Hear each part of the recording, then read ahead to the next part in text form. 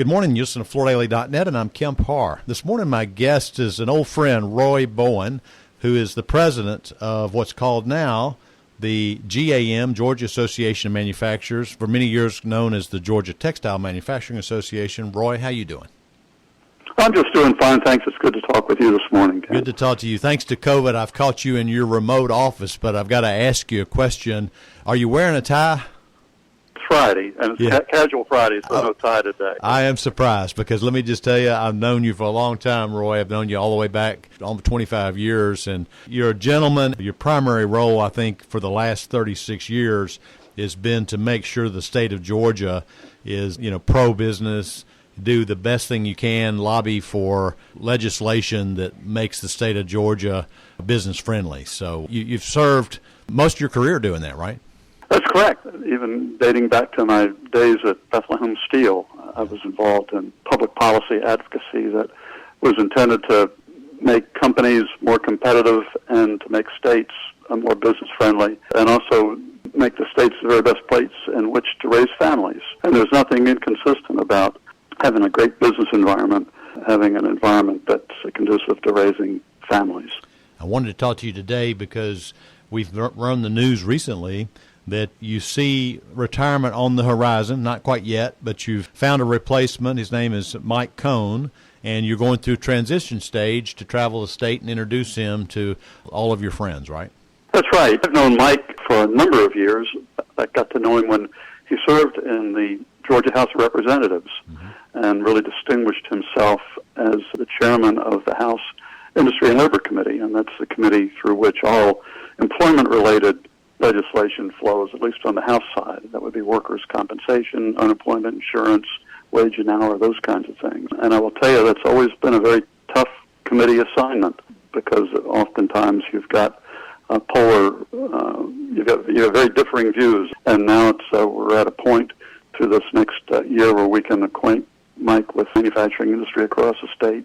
Roy, you bring up a key word about polarization. I mean, I think to be an ambassador, to be a lobbyist, you have to understand, be empathetic to what everybody wants, and you've done a fantastic job of helping the flooring industry. I was just getting ready to say the carpet industry. That's what we knew it was, but now it's transitioned. And one of the things I want to point out is your help in this sales tax on energy.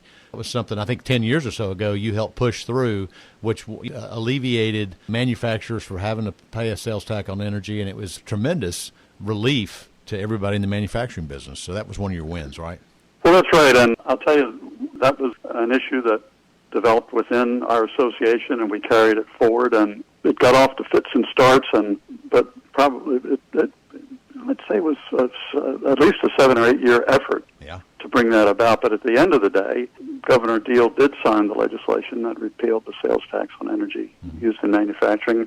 And I will tell you, that has, as much as any other economic incentive tool available to our state economic development officials, driven economic growth and investment in manufacturing in Georgia. We've really seen in Georgia, as a percentage of our workforce, a greater increase in manufacturing jobs than just about any other state, and that's one of the reasons.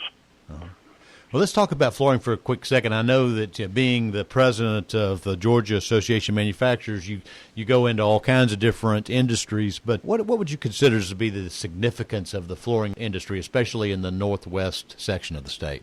Well, the flooring industry is absolutely critical to the continued economic viability of northwest Georgia. I think it's got a lot of things going for it, and it shouldn't be a surprise. Just as the Georgia textile manufacturers evolved from representing textile companies to representing all the manufacturers, we've seen the carpet industry evolve because of visionary leadership, understanding where the market was heading, understanding that innovation drives success, understanding that investment in technology and investment in workforce is required. And so this transformation, I think, of the carpet industry into the flooring industry has served as an example for many, many other manufacturing businesses, across the state. I think they've done just a terrific job with that. And there's a lot of things that make me so proud about the flooring industry, and I'll just name a few. Environmental stewardship being one. I think the flooring industry has demonstrated leadership in environmental stewardship.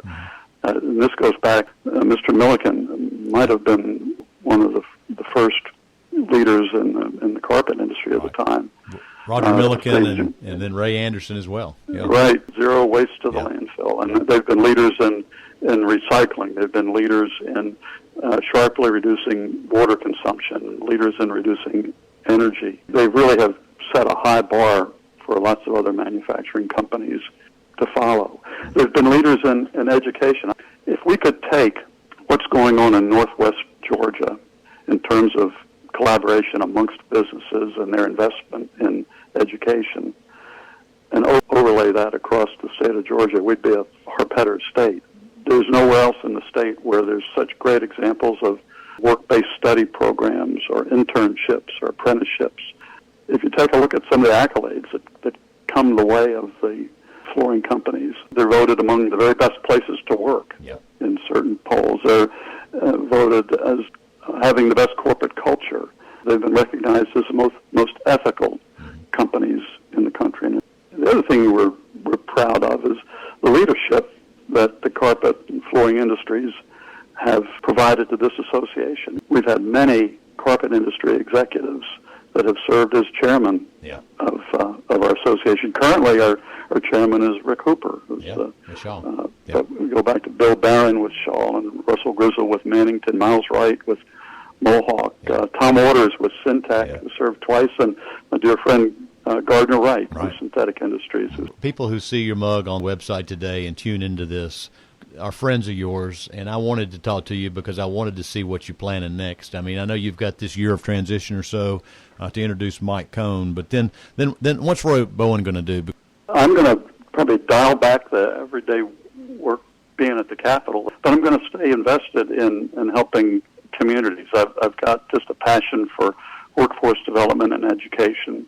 To the extent that I'm permitted, I'd like to continue to be invested in organizations that are looking at developing workforce and particularly dealing with literacy. I think that is so important. So staying invested in the community. What about your downtime? What are you going to do? I mean, you live in Georgia. You're going to stay in Georgia. You're going to fish. You're going to travel. What are you going to do, you think? Well, I do have a home on Hilton Head. Okay. And plan on spending more time there. Of course, I enjoy golf. I have a nice boat and enjoy getting out on the water. Just enjoying the low country life, to tell you the truth. All right, Roy, it's great to talk to you. Thanks for spending time with our audience. Again, been talking to Roy Bowen, the president of the Georgia Association of Manufacturers, and you've been listening to Kemp Harr and FloorDaily.net.